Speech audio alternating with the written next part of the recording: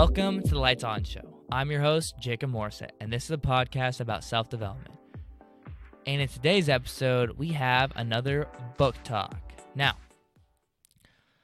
I'm not sure when I'm going to release this one, but whenever it is released, and whatever suggestions that you guys give me in the first episode may probably not be on this one, because this is a book that we were given as an English assignment, so therefore it is not my book, and I do not have access to it, which means I won't be able to, let's say you guys answered one of my questions, which was, do you guys want me to read the front and back covers of the book? I will not be able to do so because I will not have the book. But nonetheless, I wanted to make this episode before I had to give it back, because even if it's not the 100% product that you guys want or that you guys would like to have when it comes to these book talk episodes, I still wanted to make one because it is insane. This is the most recent book that I've read.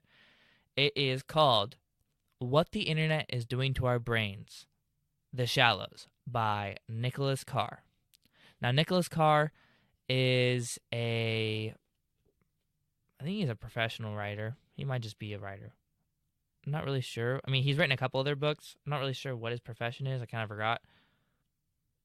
I think he's just a writer. But nonetheless, he did a whole buttload of research into psychology, and he really digs deep into exactly what the title says, what the internet is doing to our brains. And now, you may think of this as a negative effect. Some of the people I talked with in my class, because, like I said, we're doing this for an English assignment, and therefore it is a pretty big group discussion, analysis kind of happening with this book. But a lot of people have this idea that it is a bashing of technology. Now, yes, he does bash it in a couple senses. He definitely does play devil's advocate for it at the same time, because when he goes through all of his research studies, he gives both sides of the story, and at the end of the day, he really is just giving the facts of what technology and the internet are physically doing to our brains.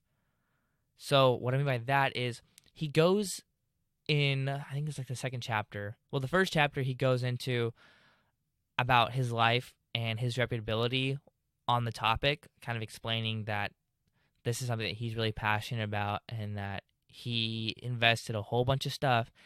And just like the first episode of the book talk, he went through the dip of this subject. And so that's what he kind of does the first chapter. And then the second chapter, he goes into a really deep analysis of the brain. And he pulls up many, many, many scientific studies talking about brain plasticity, neurotransmitters, and frankly, a lot of stuff that off the top of my head I couldn't really go into. But it definitely is really fascinating because I obviously love learning and I just love the idea of knowledge and everything like that. But he goes through it so well and so like swiftly. It just kind of sweeps you by your feet. You're learning so much about your own brain and learning about the physical elements of your brain. And that really does set a big attitude, because obviously, like the book's title, it's about our brain. It's about how we're being affected and how our brains adapt and everything like that.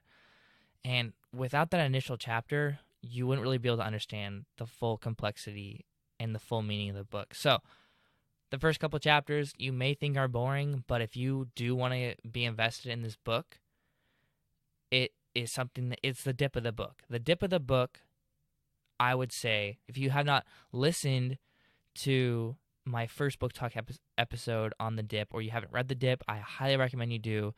So important. Actually changes your life and how you perceive things.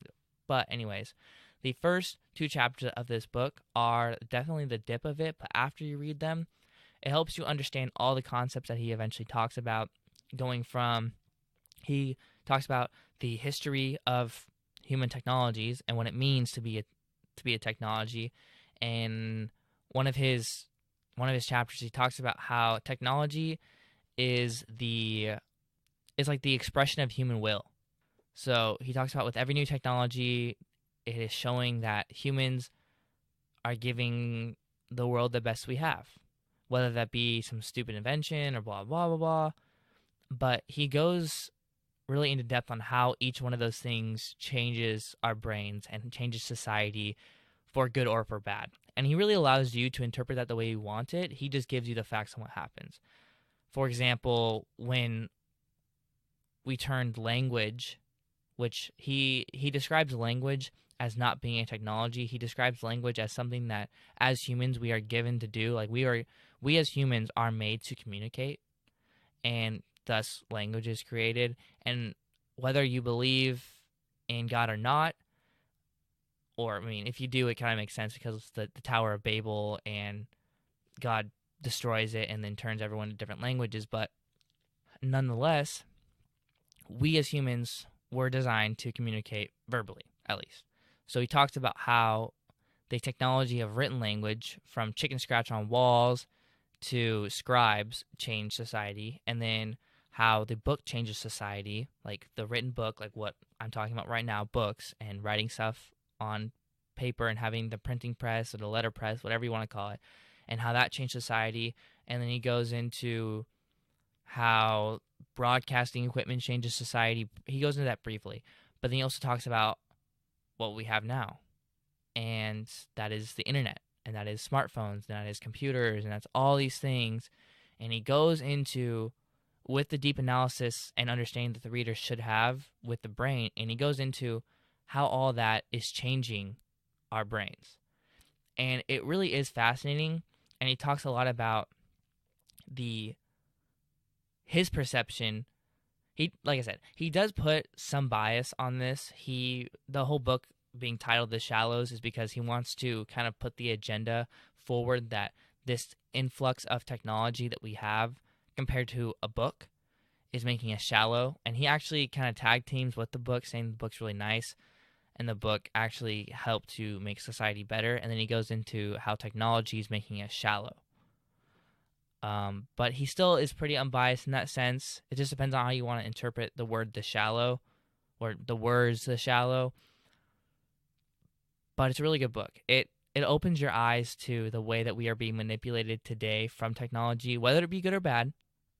He definitely allows you to create your own thesis statement from all the information that he gives you.